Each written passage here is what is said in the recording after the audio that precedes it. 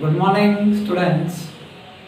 पिछले वीडियो में हमने ये देखा कि हमारे कंट्री के अंदर कितनी तरीके की क्रॉप्स उगाई जाती है, तो खरीफ और रबी के बारे में और एक्साइड क्रॉप्स के बारे में मैंने बताया था। उससे पहले वाले वीडियो में अपना इंट्रोडक्शन पढ़ा था। उसके बाद हमने सीजन, क्रॉप ऑफ सीजन के बारे में पढ़ा, कब इसकी बुवाई की जाती है, कब इसको काटा जाता है, यानी कब उसको सॉन किया जाता है, कब हार्वेस्ट किया जाता है, इस बारे में हमने पिछले वीडियो में पढ़ा। इस वीडियो के अंदर अपन देखेंगे क्रॉप प्रोडक्शन जो होती है उसका सही ढंग से मैनेजमेंट कैसे किया जाता है। मैनेजमेंट के रूप में मैंने बहुत सारे पॉइंट्स यहाँ पे लिखे जो तुम्हें बताऊंगा कि एक क्रॉप को उगाने के लिए फार्मर को कितनी मेहनत करनी होती है और स्टेप बाय स्टेप उसको आगे चलना होता है। इस वीडियो में अपन उस चीज को देखेंगे। तो इस वीडियो में अपन देखते हैं कि basic agricultural practice of crop production. Basic agricultural practice of crop production.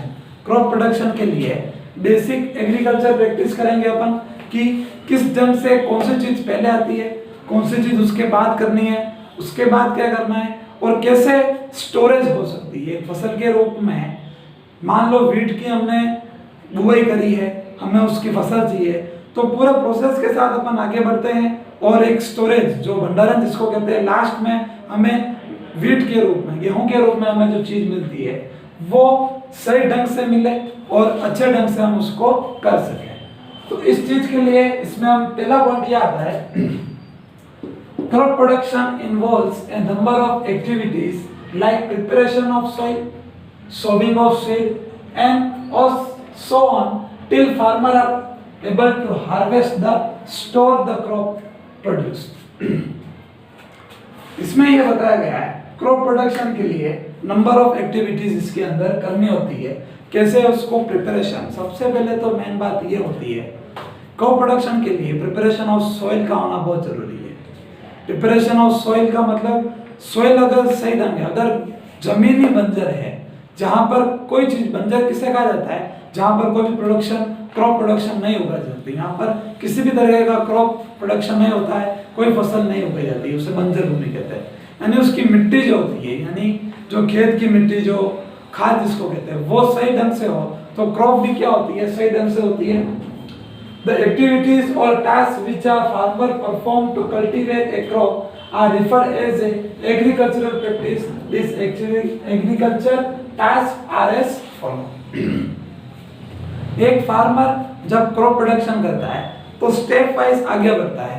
Step wise क्या होता है, वो आगे बढ़ता है। तो हमारे एग्जाम के अंदर, 8th बोर्ड के एग्जाम पूछा जा सकता है पर्टिकुलर चीज के बारे में कि हार्वेस्टिंग किससे कहा जाता है, प्रिपरेशन ऑफ सॉइल के बारे में बताइए, ऐसे क्वेश्चन वगैरह हो सकते हैं। तो इसके एक स्टेप है, उसको कैसे फॉलो करना है वो अपन इस वीडियो में देखते हैं।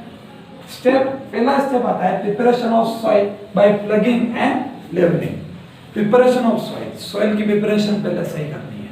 प्लगिंग, जितनी भी जुताई वगैरह होती है वो करनी होती है। उसको लेवल करना होता है, पूरी जमीन को क्या करना होता है, लेवल करना होता है, ताकि कोई भी पुरानी चीज वगैरह उसको हटा के, उसके जितने भी पुरानी चीज को उसको हटा के उसकी प्लगिंग का मतलब हो गया जुताई करना, और लेवलिंग का मतलब उसको लेवल वगैरह करके एक बार उस लैंड को क्रॉप के लिए तैयार किया जाता है। इसके सोविंग ऑफ सीड, सोविंग यानी बुआई वगैरह, यानी सीड वगैरह जो होता है उसका सिलेक्शन सही ढंग से करके उसको खेतों के अंदर या फिर लैंड के अंदर ऐसे डाला दिया जाता है जिससे पर्टिकुलर क्रॉप्स की क्या हो सके, बुआई हो सके, वो क्रॉप्स उग सके। मैन्यूरिंग की बात आती है, थर्ड पॉइंट आता है हमारा मैन्यूरिंग। मैन्यूरिंग का मतलब वही मैन्योर जिसको खाद वगैरह कहते हैं। गांवों के अंदर काऊ के रूप में, भैंस के रूप में, बफेलो के रूप में क्या करते हैं, उनका जो गोबर वगैरह है वो उपयोग में लिया जाता है। उपयोग में लेके ऐसे सही जगह पर इकट्ठा वगैरह करके वो एक खाद के रूप में उसको करते हैं। जितना वो खाद सड़ता है वो उतना ही क्रॉप के लिए फायदेमंद होता है। उसके बाद उस खाद वगैरह मैन्योर को उस पर्टिकुलर फील्ड के ऊपर डाल दिया जाता है, जिससे क्या कहा जाता है, मैन्योरिंग वगैरह। फर्टिलाइजर के रूप में भी छिड़काव वगैरह करते हैं, यूरिया वगैरह डाला जाता है, जिसकी वजह से क्या होता है कि जो पैदावार होती है वो सही होती है, न ही उसके अंदर किसी भी तरीके की कीट या फिर कोई भी जीव वगैरह लग जाए जिससे ताकि कोई भी क्रॉप वगैरह बिगड़ ना सके। इरिगेशन की बात करें तो सिंचाई, जब हमने सॉइल का प्रिपरेशन कर लिया, बुवाई कर ली, उसकी सोविंग कर ली, मैन्यूरिंग खाद वगैरह डाल लिया, अब उस चीज को पानी की जरूरत होती है तो हम सिंचाई के रूप में पानी वगैरह उस क्रॉप पर अवेलेबल कराते हैं।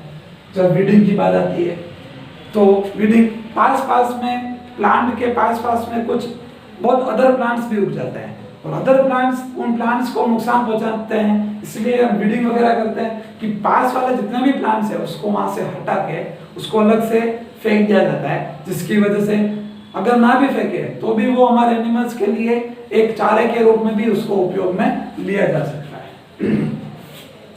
हार्वेस्टिंग की बात करें, अगर हार्वेस्टिंग यानी कटाई वगैरह जो होती है हमारी, वो जब फसल पक जाती है तो कटाई वगैरह की जाती है, थ्रेशिंग के रूप में भी उसको किया जाता है, एक मशीन के रूप में अलग वगैरह किया जाता है, बड़ी मशीनों के रूप में लाता है ताकि उसको फसल वगैरह क्रॉप वगैरह को उसके अंदर डालकर गेहूं वगैरह उसको अलग किया जाता है।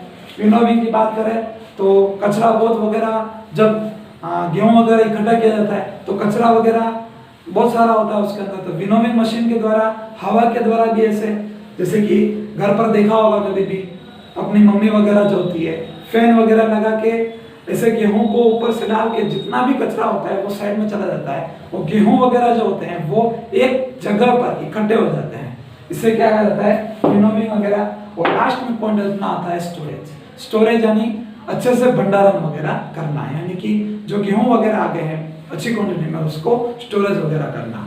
अगली वीडियो के अंदर अपन ये देखेंगे पर्टिकुलर हर पॉइंट के बारे में अपन ब्रीफ में पढ़ेंगे। ये तो मैंने एक नॉर्मल इंट्रोडक्शन दिया कि इस चैप्टर के अंदर इस पॉइंट के बारे में एक नॉर्मल मैंने बता दिया, प्रिपरेशन ऑफ सॉइल में पॉइंट्स वगैरह है वो मैं नेक्स्ट वीडियो में बताऊंगा। ऐसे ही हर एक पॉइंट को छूते हुए अपन जितने भी इसमें पॉइंट बताए गए उसको ब्रीफली में पढ़ेंगे।